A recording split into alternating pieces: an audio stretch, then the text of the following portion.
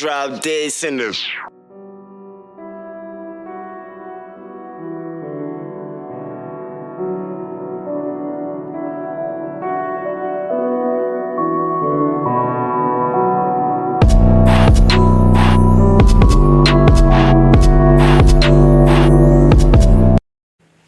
Welcome to another rendition of the Shootin Da Ish podcast on the Rockets Propaganda channel.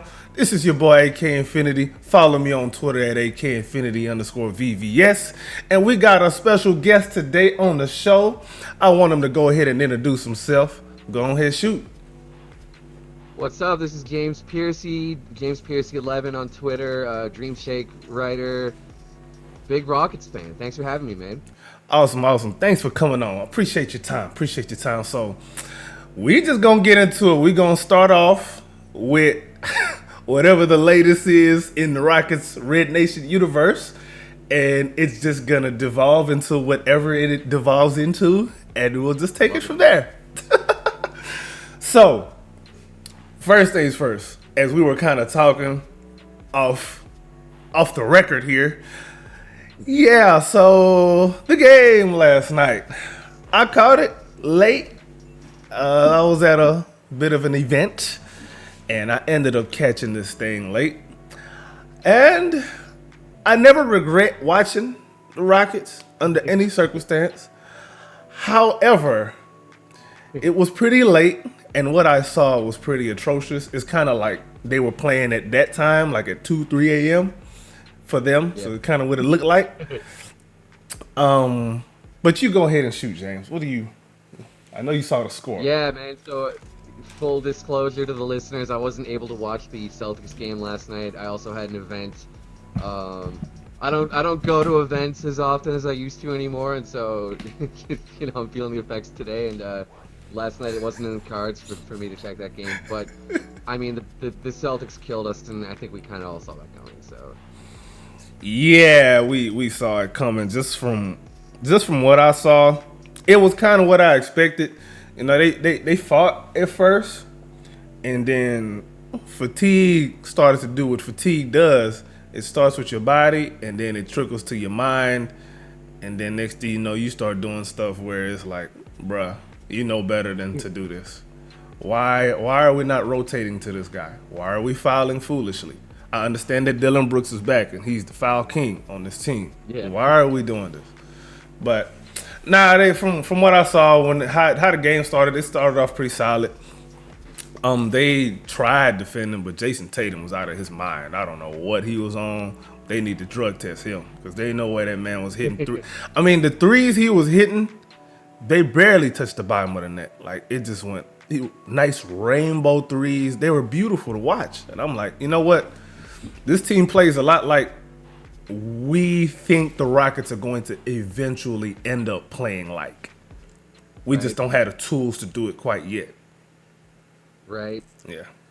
Yeah, man. So that's something that's been on my mind about the team a lot recently is there's just some gaps in the roster, some significant gaps. I think that shooting is the biggest gap personally. I would like to get a backup big who's like a more traditional rim protector, but I also think Jeff Green's been pretty good in that spot, honestly. He's not really a rim protector, but he's a good defender in space. He lets us run certain schemes. It's a bit of a switch hit from Şengün. So I don't really mind if we just roll with Jeff for the rest of the year, but we need a floor spacer, man. We badly need shooting. I definitely agree with that. It would be nice if the backup big was also a shooter and also a rebounder at the same time, because we're not a bad rebounding team, but when we lose, a lot of times you can point to the rebound numbers and it's like, okay, that was a problem. Yep. It's funny because it was a strong rebounding team last year. We were one of the best offensive rebounding teams in the league last year, but I think we're sacrificing some of that to tighten up the transition defense, which is probably the right move. But you're right, though. There are times that we get killed on the boards. There's not really an excellent rebounder on this team. Like, I guess Jabari Smith Jr. is the best rebounder on the team. Yeah, he's turning into one. He is. He's starting to come along there, yeah. Yeah. But I think I really don't understand how it is that Alperen Şengün's rebounding is trending downwards. I don't really understand how that happened, because he started off the season pretty solid. At like he was started off around 9.6, and in January he's like at 7.6 now. So I don't know what change happened. I don't get it. I really don't. It doesn't make sense to me at all.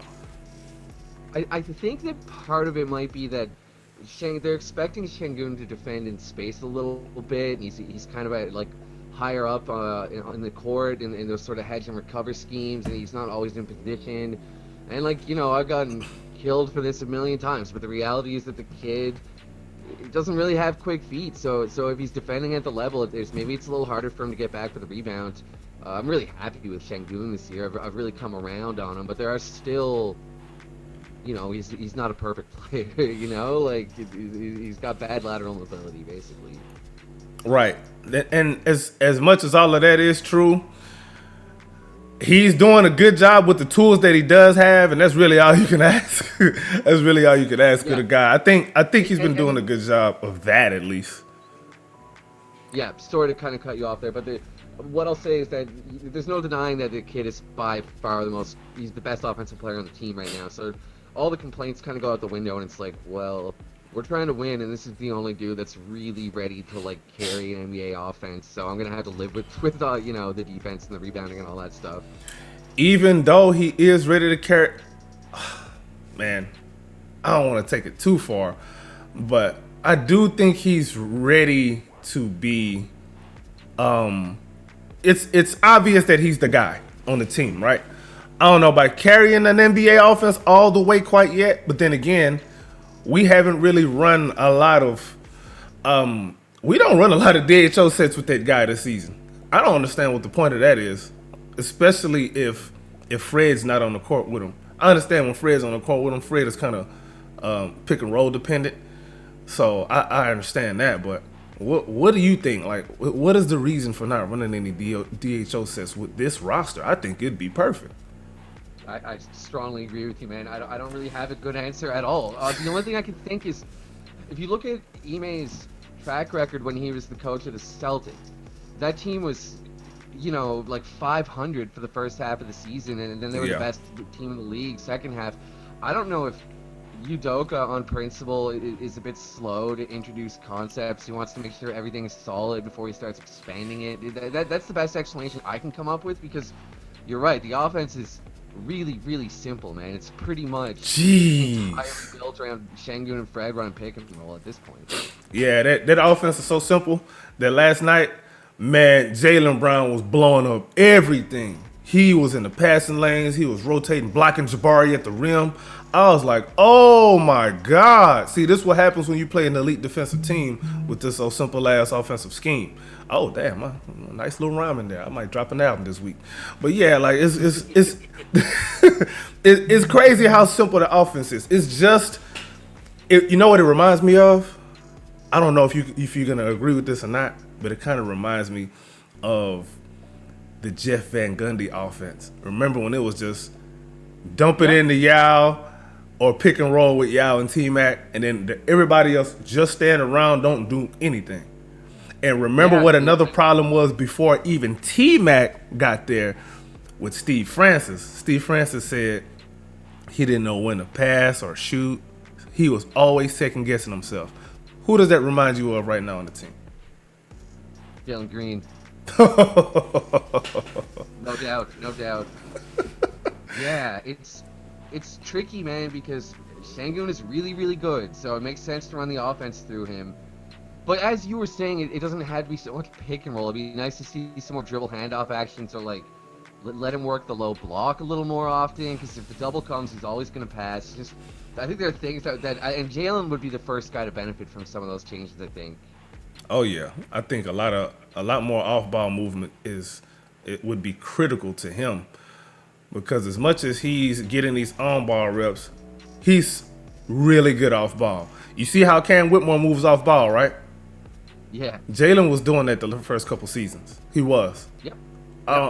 Some people may act and pretend like that's not the case, just because right now, Jalen Green's kind of the, the lead candidate for we're gonna hang this guy if next time he misses a shot. Yeah. Yeah, going to his house with pitchforks and all that. But I think more movement in the offense would be so beneficial to all of these guys. Cause you look at Denver. Denver puts Jokic on that high post or in the mid post, and they just give him the ball, and everybody just starts moving around trying to get open, and it just works. Like you don't even have to call too many plays, which is perfect. Cause you start calling too many plays, people key in on that stuff, and you start turning the ball over. Like 100%. run some more zoom, run some more. Hell, we don't even run horns. We run horns like twice a game. Yeah, for real. Jeez, man. There's so much that we can do because I don't mind a pick and roll. It's what's happening off that pick and roll action. It's like everybody just standing around not doing nothing, or they waiting for a move before they make a move. Man, go get open. Just go get open. No doubt, man. One thing I'll say, I find the way that we're running pick and roll interesting. It's definitely not like your James Harden, Clint Capella pick and roll where the lob is like the end. Like the only way the big's gonna score is if he gets a lob. You know, it's almost like we run this pick and roll just to get Şengün a better ISO, and then Şengün kind of just ends up doing what he does. You know what I mean? Like maybe ISO is not quite the right word, but like I've never seen a pick and roll set that actually relies on the big to be so like creative and actually do things. It kind of actually reminds me, I was thinking this recently, of Stockton and Malone, where they would run that pick and roll, but you know Malone's still getting it like at the elbow, or like you know like he still has to lean on his face up game to score. He's not just a play finisher. It's really two guys making the play. It's kind of interesting. Man, you bring up that Utah Jazz offense, and I'm thinking about it. Man, this is not far off. Oh, no, really, my God. Yeah, no, I know. Yeah, that ain't far off at all. Even, wow. I'm starting to think about it now. Man, I'm just 30.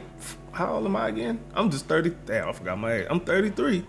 But I remember those ugly ass, right? I remember them ugly ass Jazz offense. I wouldn't say the Jazz offense was ugly. It was effective for that time, but it was just simple. It was just pick and roll with Malone and Stockton. That was it. That was really it. Yeah. And then maybe Jeff Hornacek could go off every now and again.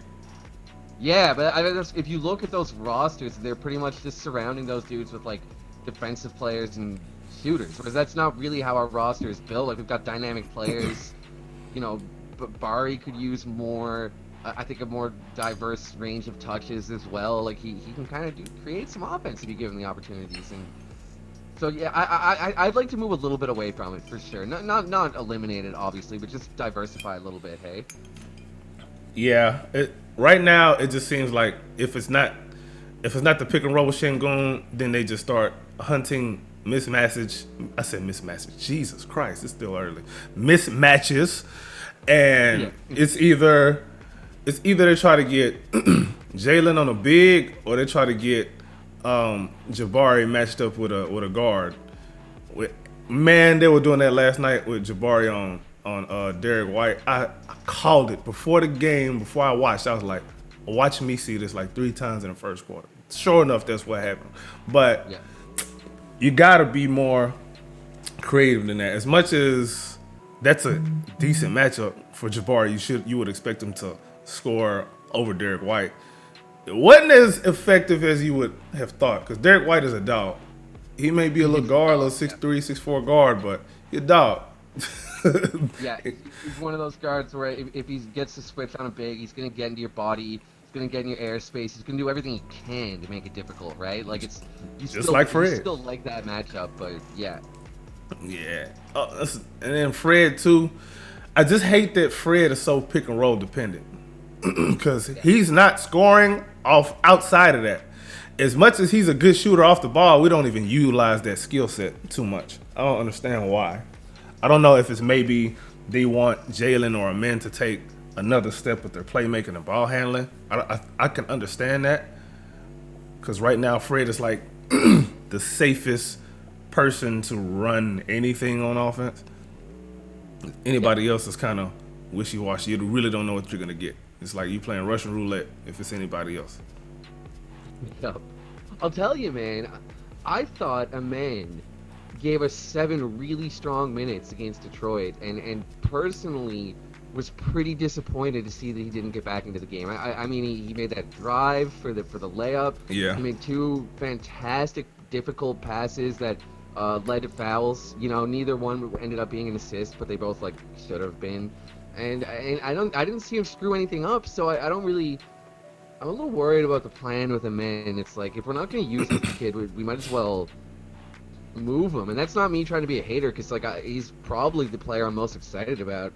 But it's, I mean, at some point, if we're going to build the team with no mind for how he might be part of it, probably better to get some value for him. Yeah. So I was actually on the post game show with Frank on the Chop Shop the other day. I think it was after the Detroit game, and to your point, I brought something up, and Frank kind of agreed. The thing with some of these coaches is they use these vets as security blankets, and as a GM, you got to get them security blankets away from them, because otherwise, the young guys was just gonna sit there and rot. They're gonna sit there and rot, and they're not gonna really get any playing time, or they're not gonna get as much playing time as they maybe should. Especially, you'd be surprised, even if they're flashing. Like, coaches are just gonna lean towards the vets because that's their safe space, right? So, to me, I think that's what's gonna happen. Well, go ahead. Sorry, man. Yeah, it's understandable. But I will say, like, if Ime's, you know, I assume he was sold on a long-term vision when he came here, and that he's part of the long-term plan. And it's like, in a few years, dude, you're gonna be better off if Amen Thompson hits a ceiling, because Fred VanVleet's gonna be past his prime, and small guards don't always age well. You know, it's like, But to your point, I mean, yeah, Ime just wants to win games now. That's what he's trying to do, and I do understand that. Yeah, I'm not gonna lie, man. Getting in the playoffs, I think, is probably more important than anything else right now this season for these young guys, because we got enough young guys. I don't think getting any more is that important in the big picture.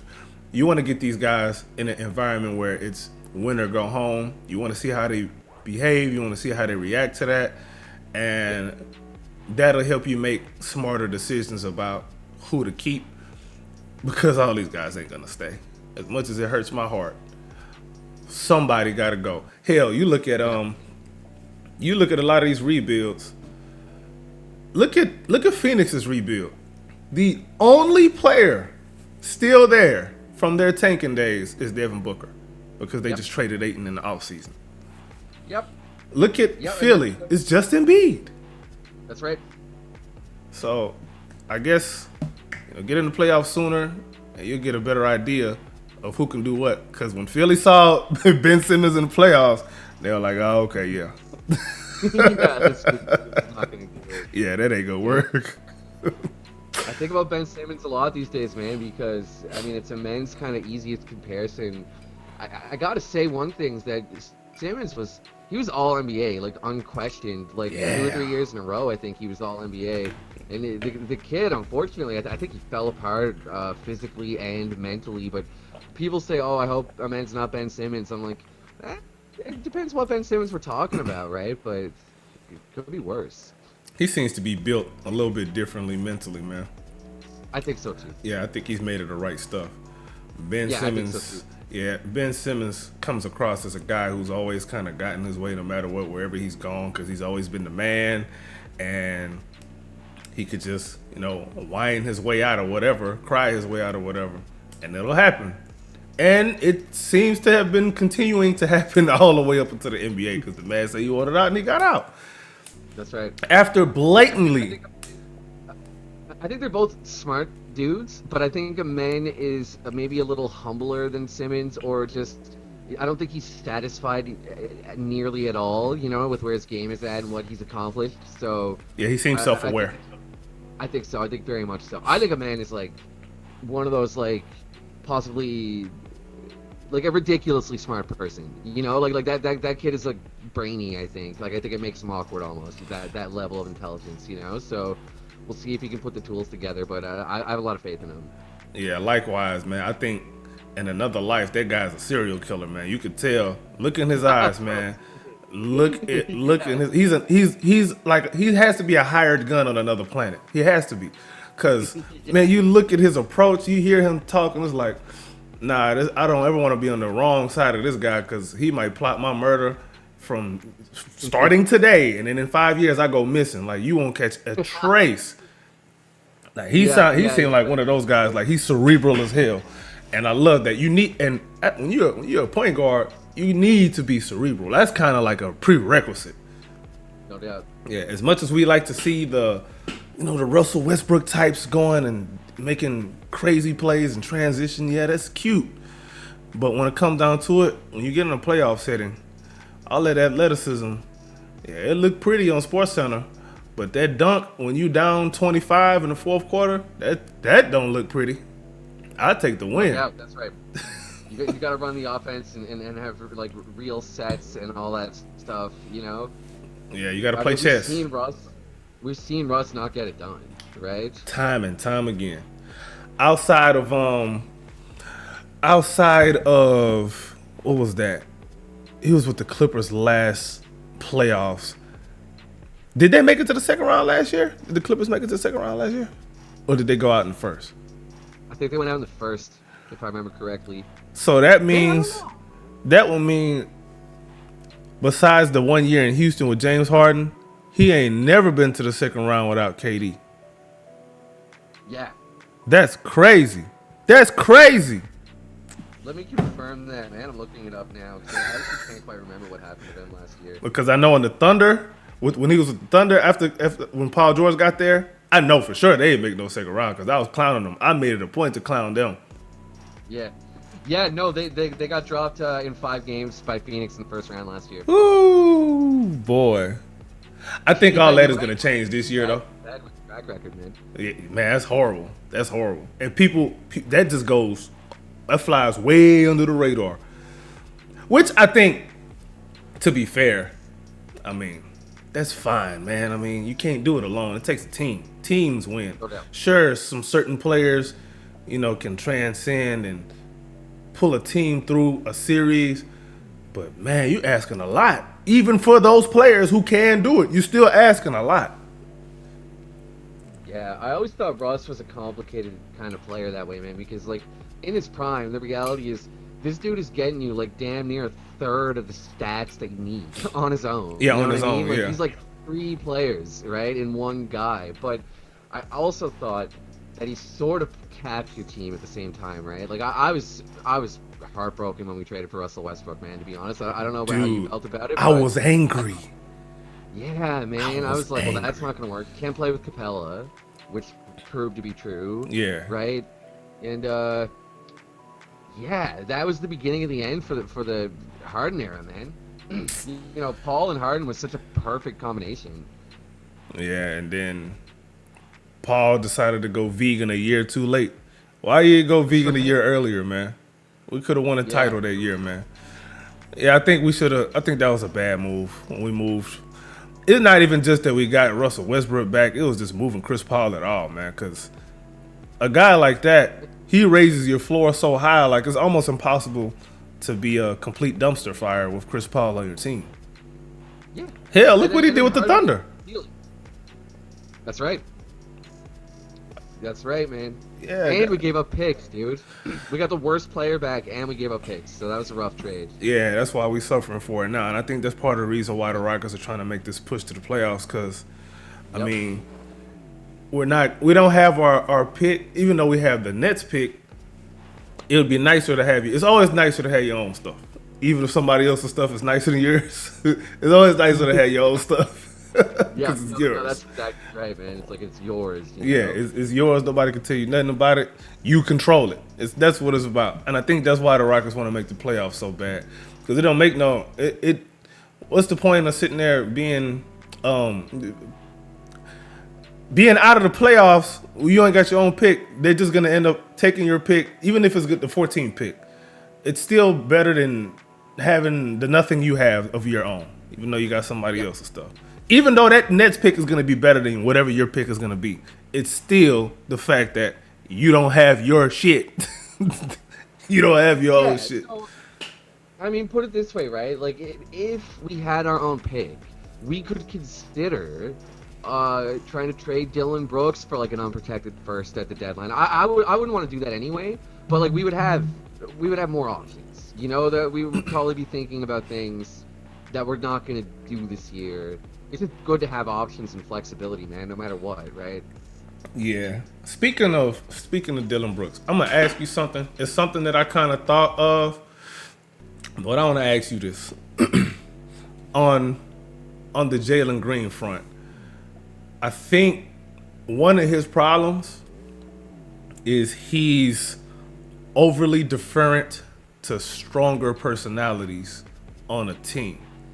Remember, when he played with Christian Wood and Kevin Porter Jr., he just disappeared.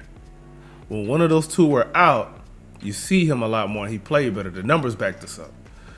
When we traded Christian Wood, or remember the end of the rookie season when they shut down Christian Wood and a lot of the other vets, that's when he went on that 30-point streak. Yep.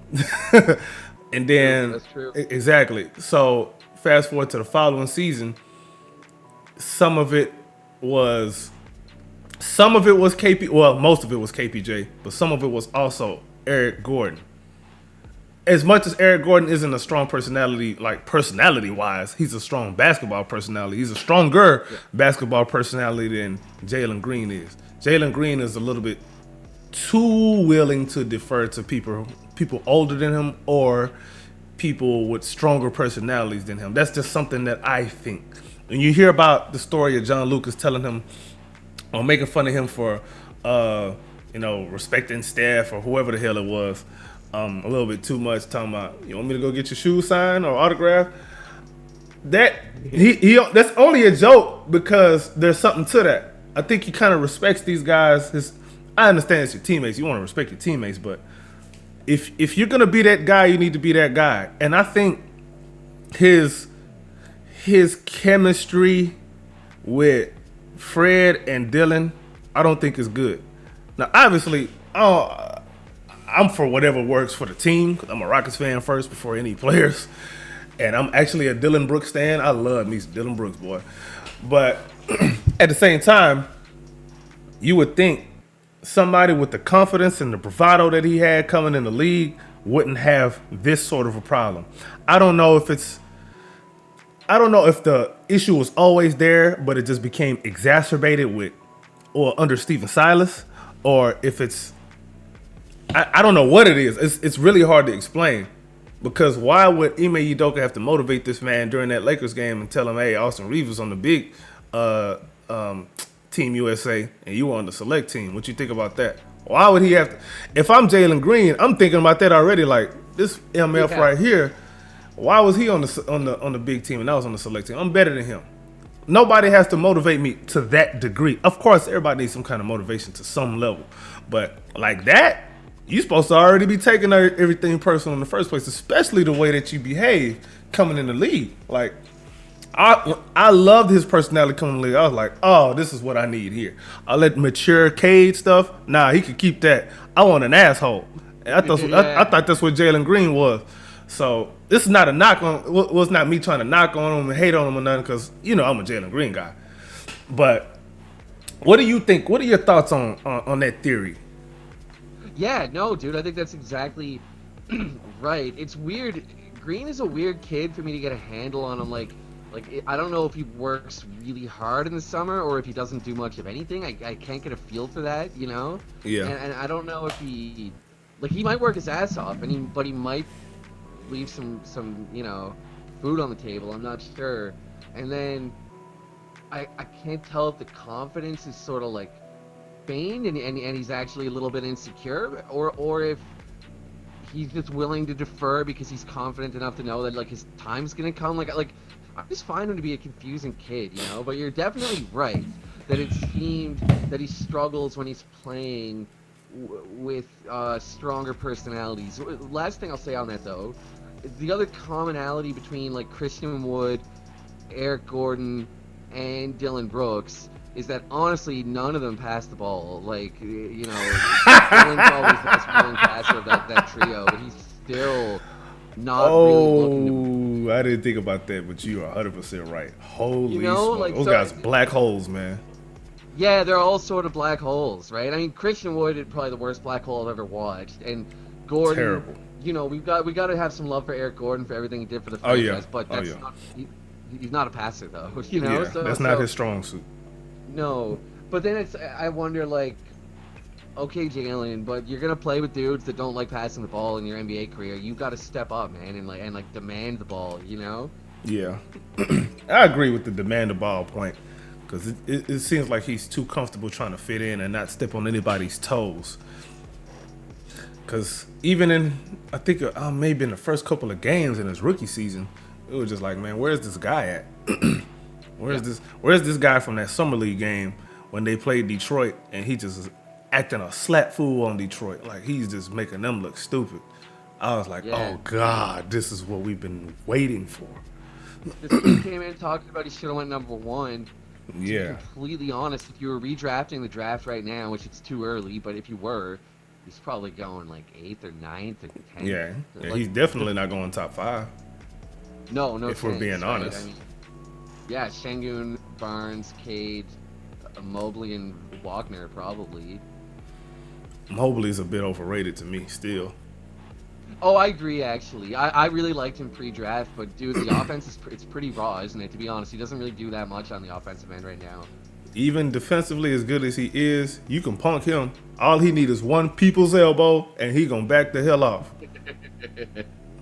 He's weak. To me, he's weak. Yeah. You can't be your strong suit can't be defense, and then you be weak. Somebody just give you a nice little cute little elbow, and you back off. That was my problem with Rudy Gobert for so many years up until now. Like now, this Rudy Gobert, he ain't taking no mess from nobody. I like it. But before in Utah, nah, man. Yeah, he's an absolute monster now. He's making Karl Anthony Towns look like a great defender. And he's not. He's still not. But he's making him look like it. Yeah, yeah, dude. One thing I think is, as we look at big men moving forward, it's a bit of a weird trade-off where like we're seeing these lighter dudes come in and they're so mobile, and that's an advantage. But then, like you said, one stone cold stunner, and they're in big trouble. Right? Like, it's a trade-off. It's like I feel like being able to guard across positions is really valuable in a modern big. But if you're especially weak, it's still a hole that can be exploited. Man, the thing about individual defense is, as nice as it could be, that individual defense only matters on the ball. Because if you come across a good offensive team, they'll scheme the hell out of your good ass defense, and it's not gonna matter if you're just that one good individual defense. That's why you need a good team defense. The team defense to me is always going to be more important than an individual's defense. Hell, look at this team right now. You starting three out of your 5 starters on rookie contracts. These are young guys. And we're a top 5 defense? Since when does that happen? That don't even make sense. Bruh, none of us was thinking this. We were thinking, okay, we'll be a middle of the pack defense, at least. Bruh, top 5? With this roster? Yeah. No. Yeah, no, for real, man. And Şengün and Jalen are both negative defenders for the most part. I mean, they both they can give you something here and there, but like on average, in the aggregate, they're kind of both negatives. And still, to your point, it's with scheme and a couple of strong guys, top 5 defense. Yeah, man. That's why we've all said the number one acquisition in the summer was not any player; it was Coach Ime Udoka. Because no doubt. Yeah, like coaching is such an underrated thing in today's NBA because it's so superstar driven, right? All you really need is that top 10 player, and then everything just looks good somehow, some way, for the most part. But you get in a good coach with one of them top 10 players, all right, now we cooking with real oil here. But yeah, coaching, I love coaching, man. I love guys like the Nick Nurses, I'm not gonna give Steve Kerr no credit. Screw him. I actually like Jason Kidd. I think Jason Kidd is a better coach than people kind of give him credit for. Yeah, yeah. I'll tell you, I think Ty Lue might be the best in the game right now. At least Yeah, one of them. because it Yeah, doesn't. It's like it doesn't matter who plays under him. He's gonna get the most out of you. always, dude. Exactly. Yeah, and then he doesn't. He doesn't really strike me as somebody who plays favorites too much. Who? Sorry. He doesn't strike me as somebody who plays favorites. He doesn't. Yeah. I don't think he plays too much favorites like that. Like look at guys like Steven Silas and Monty Williams. When you play favorites, look at what happens. Yeah. Why? Yeah. And I've been listening to some of the Detroit guys, and all of them are just like, Monty, why are you not playing Jaden Ivey with the ball in his hands? Why are you playing Killian Hayes so much when he does so little? Why is Isaiah Livers playing over Asar Thompson? Why? Like, there's so many questions.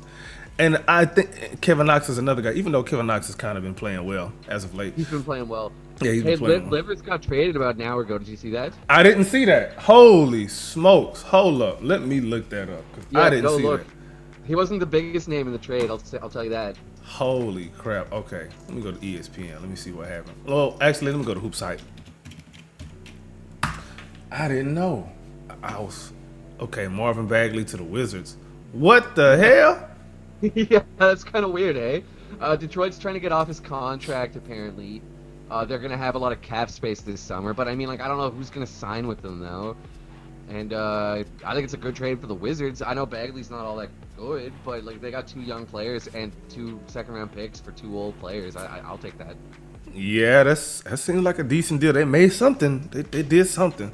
But that just means you got to play, what's that kid's name? Number 2 draft. I don't know why I'm blanking on his name. James Wiseman. You got to play him now as your primary backup center. 100%. Yeah, he's not very good, man. I mean, they've only won 3 games all season anyway, so I mean, yeah, that's the thing, dude. We all damn near lost to them the other night. I was tense watching that, to be honest with you. yeah. Well, I got a policy though, man. Respect the game, respect every NBA player. Don't go into any game thinking it's an automatic win, because that ends up being a loss. Respect everybody. I don't care who's on the other side of their court. If you got an NBA jersey on, I'm taking you serious. Facts, man. Yeah. I don't play that. You know, some people may value certain wins more than others, which is valid. I understand, but don't take anybody lightly now. Don't be disrespectful. Don't be Trae Young against the Rockets. Don't do that. That was one of the best games of the Steven Silas era, man. Yeah. Maybe the best. Do you think maybe? Oh yeah, number one, because we really saw Jalen Green, KPJ, and Jabari Smith at their peak together. They all had each other's backs, all at once. Yeah. On the court and off the court. Matter of fact, it's games like that gives me hope for Jalen Green to break out of this mental block that he has in his head right now. Because you just piss him off, and like when he plays angry, he looks like a absolute unit out there. He just ain't angry enough. That might be the problem, man. Yeah, let me say this. I thought Jalen had a very good game against Detroit, and I know that that's not the most popular opinion. He was 9 of 25 by the end of the game, and that's obviously not a great field goal percentage. But if he didn't go nuclear in the second quarter, we probably would have lost that game badly, to be honest. I think that people, like, I'm about efficiency. I think efficiency is important. I'm not like a ball don't stop type to say, like, use stat watchers. Like, I don't buy that way of thinking. But there is a point, I think, where dudes just look at the shooting percentage and go, well, that's a bad game because he didn't, hit 40+% of his shots. And I think they lose sight of the fact of, like, I mean, he scored like 18 points in the second quarter, and from that point on, the defense had to respect him and scheme for him, and we were able to get some stuff out of that, attention that he was generating. And if you just looked at the flow of that game, to me, his aggression was an asset to the team throughout the game. I thought he played really well. And to build on that, last thing I want to say on that is that when he gets going, like he got in that second quarter, he looks like he has limitless potential. So we just need to see that more often. Right. That Like I was so low on him, man. I felt like I was giving up on him, but now I'm starting to come back around to where I'm like, I don't know. I've got pretty conflicted feelings on the kid right now, I guess. nah, I wouldn't. I'm not gonna give up on the kid until like year 8. If he's still like this, that's different. He's still freaking 21. That boy don't even. Yeah. That dude probably still on his like second girlfriend or something, man. Yeah. That man still got a lot of stuff to figure out, a lot of kinks to Yeah, iron got out. pretty hairs I on did his a, chest. I had did a, yeah, exactly. I had did a video profiling him, and I did another one profiling Nikola Jokic. Not Nikola, I said Nikola Jokic. Alper Şengün. And the guys that I compared them to at their ages, not in their year 3, but at their age 21 seasons. Yeah. For Jalen Green, I compared them to Steph, Westbrook, Harden, and Kobe. None of them was expected to be future MVPs at 21. Absolutely none of them. None of them. None of them had seasons at age 21 where you were like, man, this guy's gonna be a future MVP. Didn't happen. Absolutely not. Same thing for Alper Şengün. I compared him to Vlade Divac, Paul Gasol, Chris Webber, and obviously Nikola Jokic. All those guys are Hall of Famers. At age 21, well, it's a little bit different for him because those guys were not all MVPs, but in the case of Nikola Jokic, he didn't look like no MVP hopeful at 21. It just didn't happen. That's why you got to kind of let these guys iron out whatever the hell they got to iron out in their games and their personality. They still, as a dude at 25, that's when you kind of stop, growing. People act like Jalen Green is 31 years old, man. He's 21. Let's not pretend like this is going to be his final form. Yeah, no doubt, no doubt. Yeah. It can be a little bit scary where sometimes I feel like I just don't see the development that I would like to see, But you're right. At the end of the day, man, he's a kid, and development's not It's not linear. necessarily linear for a lot of these players, right? All you can do is wait and see at the end of the day. Yeah, we'll be all right, man. I think he'll be fine, man. I'm not really too stressed out about it. It's frustrating to watch, but then again, growing was stressful, right? Remember when you had your growth spurts and your knees were hurting? That didn't feel good. Yeah. But then after that, you grew, you a couple inches taller, a couple more chicks smiling at you at the park. Like, yeah, this kind of feel good. I'm glad my knees were hurting for that couple months. That's right. Yeah, man, that's right. Yeah, dude, I was 5'3" when I started this summer between grade 7 and 8, and I came back to school 5'7". That was my biggest growth spurt. And how many more chicks were I was a whole smiling new at kid. you? Yeah, I was a whole new kid, man. Oh yeah, it happens, man. That's all it is, man. The growth process is always painful. I would imagine when a caterpillar is morphing into a butterfly, I could imagine that shit probably hurts. Yeah, you gotta think it probably does. Yeah, it looks painful. It sounds painful. Yeah, exactly. You morphing. The hell? Like a Pokemon evolving from Charmeleon to Charizard. Yeah, that probably hurt a little bit. But Yeah, you'd that rather be that probably Charizard though. No doubt. Right. On the efficiency topic, real quick, I have a theory. I want to get your opinion on this. I think efficiency, as important as it is, it's more important for role players because they're not taking as many shots. But for superstars, I think aggression is more important than the efficiency. Not that the efficiency is not important, but the aggression needs to be there. Otherwise, why are you a superstar if you're not utilizing these opportunities more aggressively? Yeah, no, I completely agree with you, and I would say this, like you don't want your superstar to be somebody who stops shooting if they're not hitting, right? You got to keep going at the basket, whatever. Find a new way to approach it. Go to the mid range if you're having trouble getting to the hoop, whatever. You got to stay aggressive.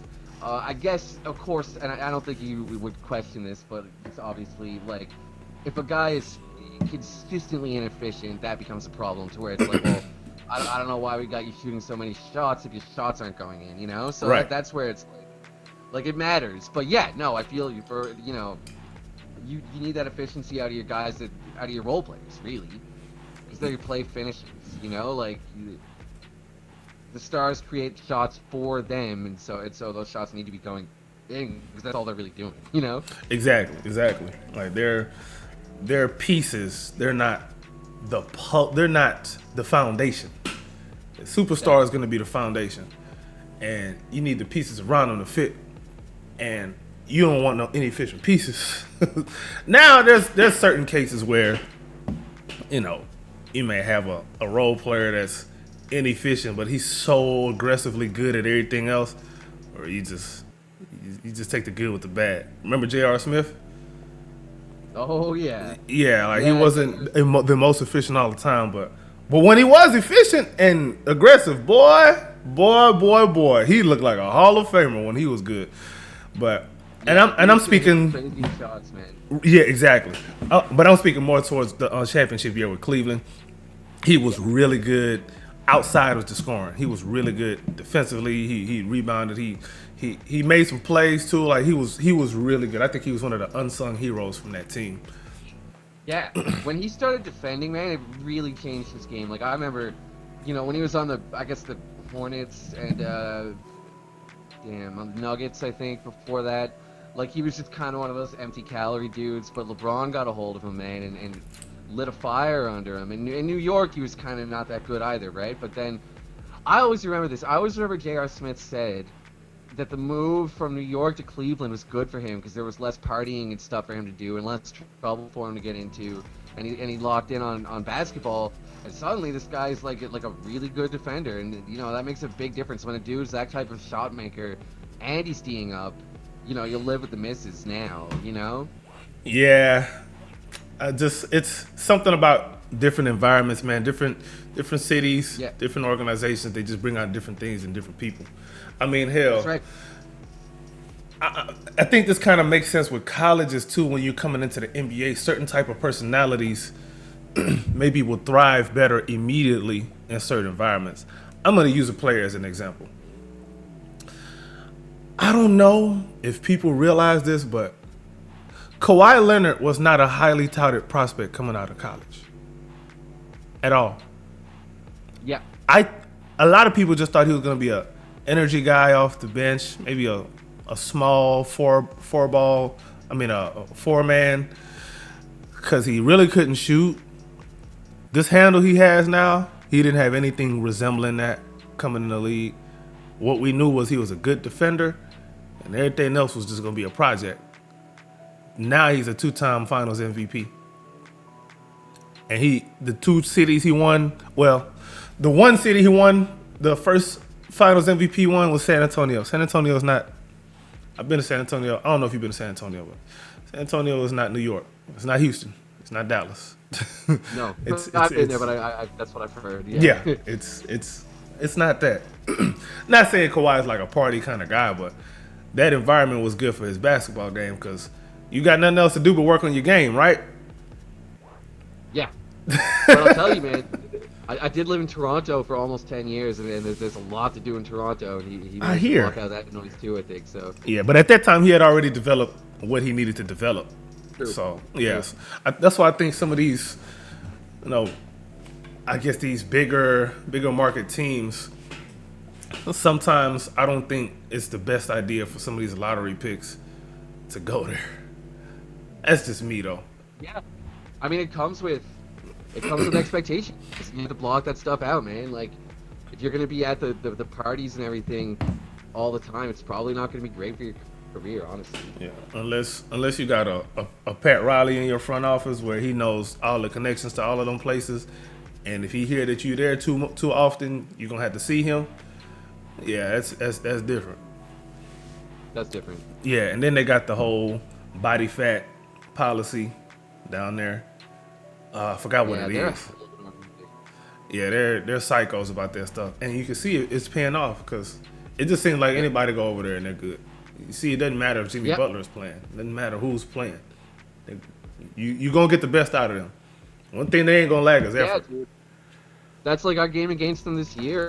Butler was out, but the Heat just had this way of like They're just gonna have some random dudes who you've never heard of before they landed in Miami, just like play above their heads, man. It's the system and the coaching and the culture, I think.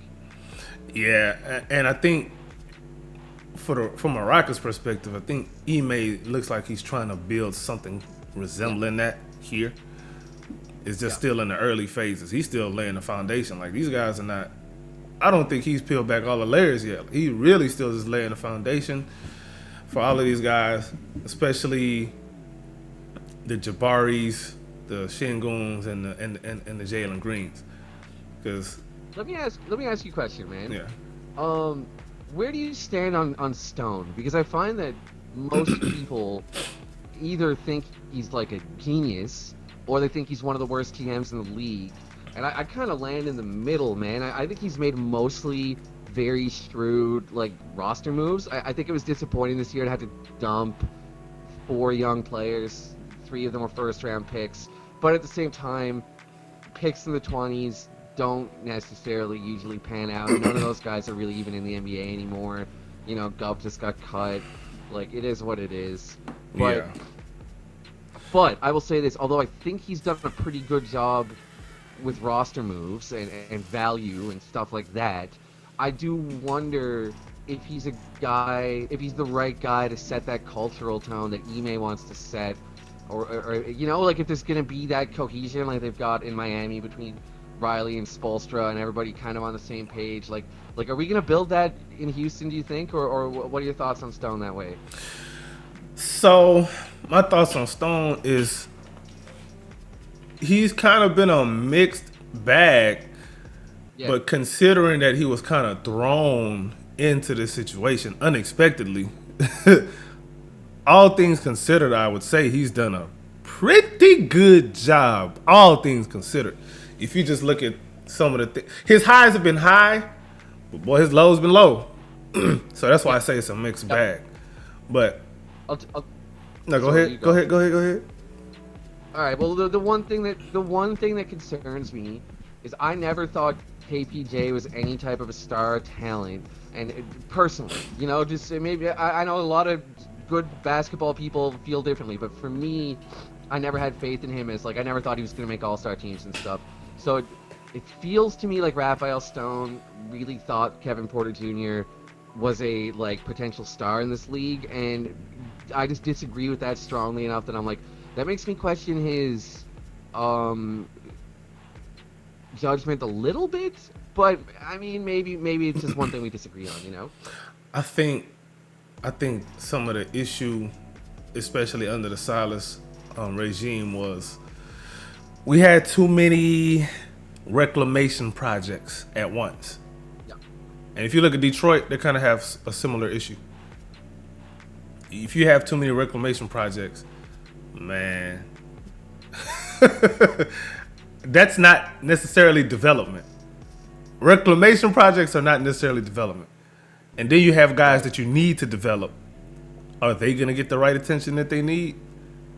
I think that's a miscalculation by Raphael Stone. If you're going to have that many reclamation projects, you got to calculate it a little bit better. One of them can be in the rotation consistently, and that's it. If you have more than that, along with a bunch of young guys, you get Detroit. You get Houston last couple seasons. That's what it looked like. Because for all intents and purposes, Christian Wood was a reclamation project. Nobody wanted that guy. He was a free agent this Yep. summer. He signed with the Lakers because nobody else was going to sign him. Yep, You that's had right. that. He's damn near out of the league, man. Right. So you had him along with KPJ, who was a loose cannon. And both of those guys apparently were locker room problems at the same time. Because they had the same sort of goals, sort of. You know? It wasn't talent that was ever their issue. It was other stuff. And then you have basketball reclamation projects too. Well, not I wouldn't necessarily call some of those guys reclamation projects, but they're projects. Josh Christopher was a project. Yeah, Usman Garuba was a project. definitely a project. Yeah, Yeah, I loved Uzi, but yeah, he's a project player. I think he'd be perfect as a backup center on this team right now. But topic for another day. But yeah, that's kind of my thing with Stone though. I think he just kind of miscalculated the amount of projects he was gonna have on one team. Like that's a lot to put on Steven Silas as a rookie coach who already was not good. that's, that's Yeah. that's that's a lot. He expected a lot. So, but when you look at where he picked some of these guys, you can say, "Oh, those guys fail." But hell, if they fail, why didn't somebody else take them? Well, I mean, this is it, man. You know, the Jazz picked up Gup, and then they didn't play him, and they cut him. I think Uzi was on Golden State's G League team. I'm not even sure if he's there anymore. Yeah, I Right? looked. I don't think he is. None of those guys that we traded this summer are in an NBA rotation right now. No, Absolutely none of them. no, yeah, no, exactly. That's the thing, and that's not so abnormal for players that are picked in late in the first round. And if you look at like the average value of those draft spots, like a lot of times it's guys that don't stick in the league in the 20s, you know. So people really love to hammer Stone for that when it's like, well, you know, in 2021 he probably should have taken Quentin Grimes, but that's Jesus, just man. one little draft mistake, and it could happen to anybody, you know.